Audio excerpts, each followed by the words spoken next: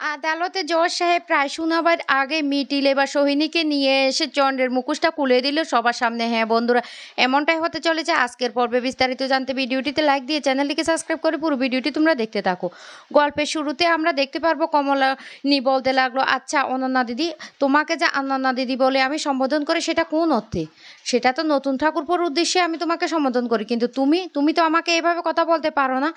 আর তোমাকে একটা কথা বলে রাখি, তুমি যেহেতু তোমার দেবরকে নিয়ে এত কথা উঠছে, তাই তোমার দেবরের সামনে তুমি সব কথা বলো, এক্ষুনি তো উনি চলে আসবেন। অনন্যা তখন বলতে লাগলো, এসব কি ধরনের কথাবার্তা, কি ধরনের কথাবার্তা বলছো কমলিনী? তখনই কমলিনীর শাশুড়ি বলতে লাগলো, বৌমা অনেক দেশটা মতো করেছো, এবার না হয় একটু থামো। তখন এই কথা বলতে কমলিনী বলতে লাগলো, মা আপনি এসব কি বলছেন? তখনই কমলিনীর শাশুড়ি বলতে লাগলো, অনন্যা তো ঠিক কথাই বলছে, কারণ ও দেবরকে তো তুমি সারাক্ষণ আটকে রেখেছো। তখনই কমলিনী বলতে লাগলো, মা আপনি এই কথাটা কি করে বলতে পারলেন? আমি নতুন ঠাকুরপোকে কখন আমার আটকে রেখেছি? হ্যাঁ, একটা অ্যাক্সিডেন্ট বশত আমরা ফটোগ্রাফি করতে গিয়ে সেখানে রাত কাটিয়েছি, তারপর ও আমার সাথে কোর্টে যায়। আর এটাই যদি আপনাদের কাছে সারাক্ষণ আটকে রাখা হয়, তাহলে তো আপনাদেরকে আর বলার কিছু রইল না। এই কোর্টে তো আপনিও যান, আর নতুন ঠাকুরপো কোর্টে যায় কারণ তার হিয়ারিং আছে। যদি হিয়ারিংও না থাকে, উনি আমার পাশে থাকবেন, উনি আমার একজন ভালো বন্ধু, বন্ধু হয়ে বন্ধুর পাশে থাকবে। তখন এই কথা বলতে অনন্যা বলতে লাগলো, ও তাই? শুধু বন্ধু? নতুন ঠাকুরপো কথাটা কেন বলো? ঠাকুরপো শব্দটা কেন যোগ করো?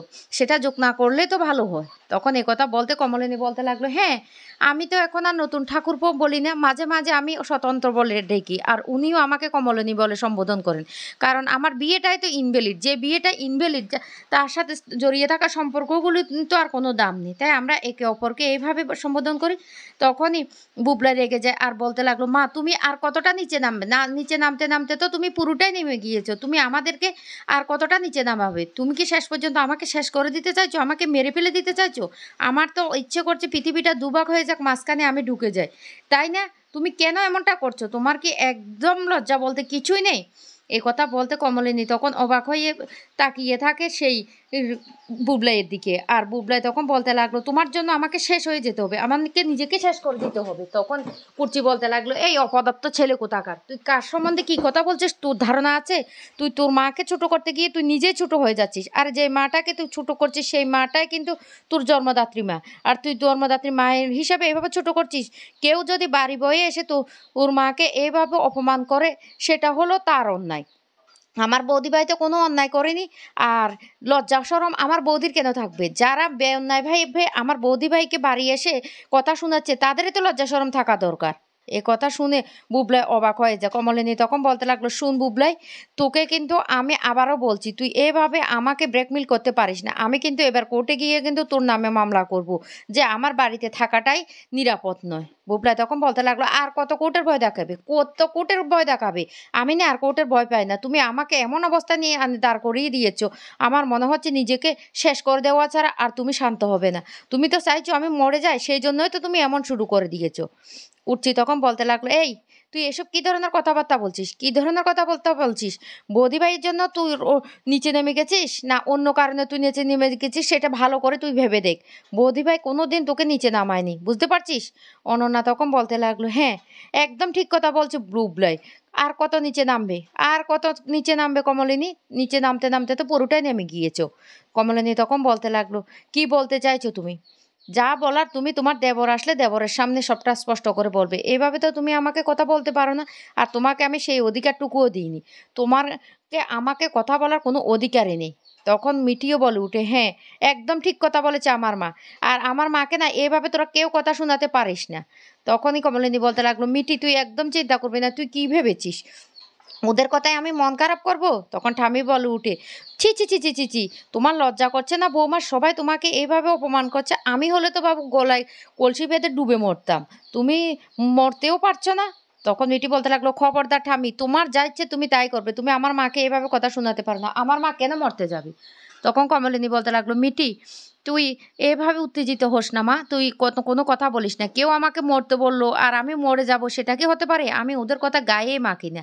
আর তোমাদেরকে একটা কথা বলে রাখি, আমাকে কে কি বললো সেটা নিয়ে না আমি এখন আর গায়ে মাখি না। তখনই এই কথা বলতেই অনন্যা বলতে লাগলো, কেন গায়ে মাখবে, কেন গায়ে মাখবে? সারা পৃথিবীর লোক সবাই তো তোমাকে খারাপ বলছে, তারপরে তোমার গায়ে লাগছে না? কমলিনী তখন বলতে লাগলো, ও অনন্যা বৌদি, তুমি তাহলে বাড়ি বাড়ি গিয়ে সার্ভে করেছো যে সারা পৃথিবীর লোক আমাকে খারাপ বলছে? তখনই অনন্যা বলতে লাগলো, আমাকে সার্ভে করতে হবে কেন? আরে তোমার পরিবার যারা যারা তোমার কাছের লোক আছে, তোমার পৃথিবীটা কতটুকু সেটা তো আমার জানা হয়ে গেছে। তাদেরকে কাছ থেকে তো জিজ্ঞাসা করলে জানা যাবে যে তুমি যে কাজটা করছো সেটা মোটেও ভালো কাজ করছো না, সেটা একটা জঘন্য খারাপ কাজ, তারপরেও তুমি এইসব কথা বলবে?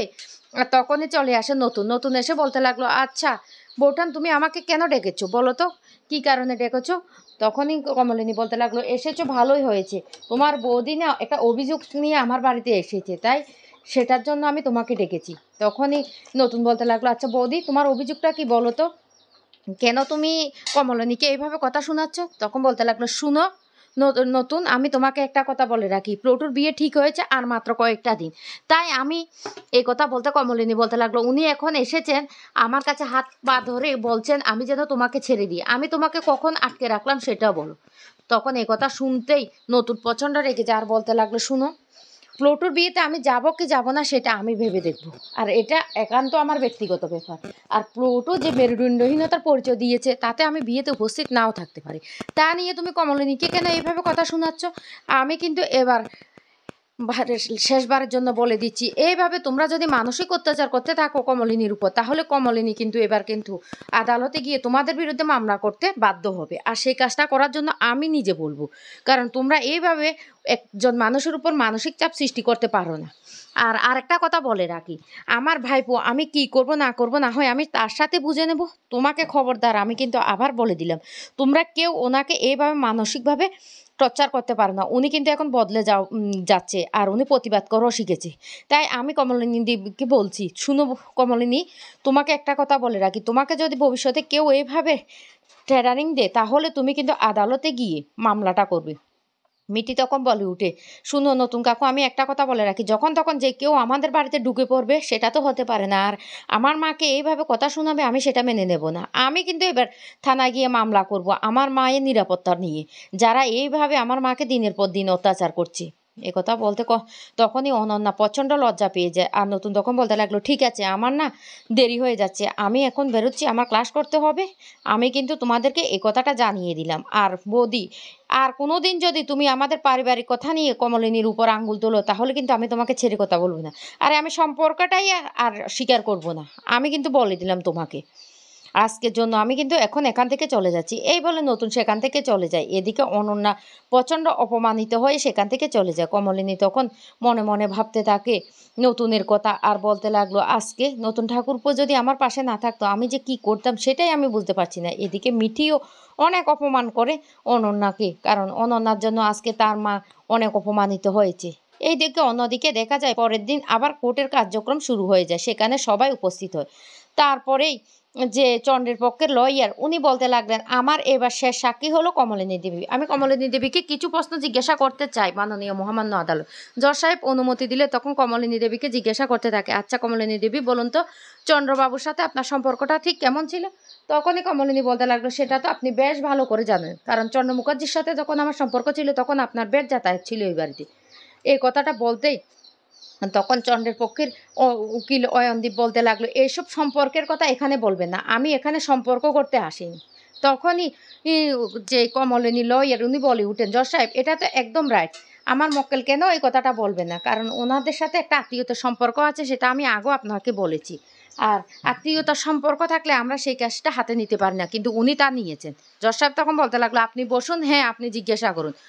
তখন কমলিনী বলতে লাগলো, স্বাভাবিক। এই কথা বলতেই অয়নদীপ তখন বলে উঠে, জজ সাহেব পয়েন্ট টু বি নোটেড, ওদের সম্পর্কটা স্বাভাবিক ছিল। তখন কমলিনী বলতে লাগলো, স্বাভাবিক অর্থে যে এটাই স্বাভাবিক সেটা না, সবার চোখে স্বাভাবিক থাকলেও ওই মানুষটা কোনোদিন আমাকে ভালোই বাসেনি, ওই মানুষটা আমার মনটাই বুঝেনি। হ্যাঁ আমাদের 3টা ছেলে মেয়ে হয়েছিল, কোনোদিন কোথাও ঘুরতে নিয়ে যাওয়া বা আমার মন কি চাইছে উনি কোনোদিন প্রকৃতি প্রেমীই ছিলেন না।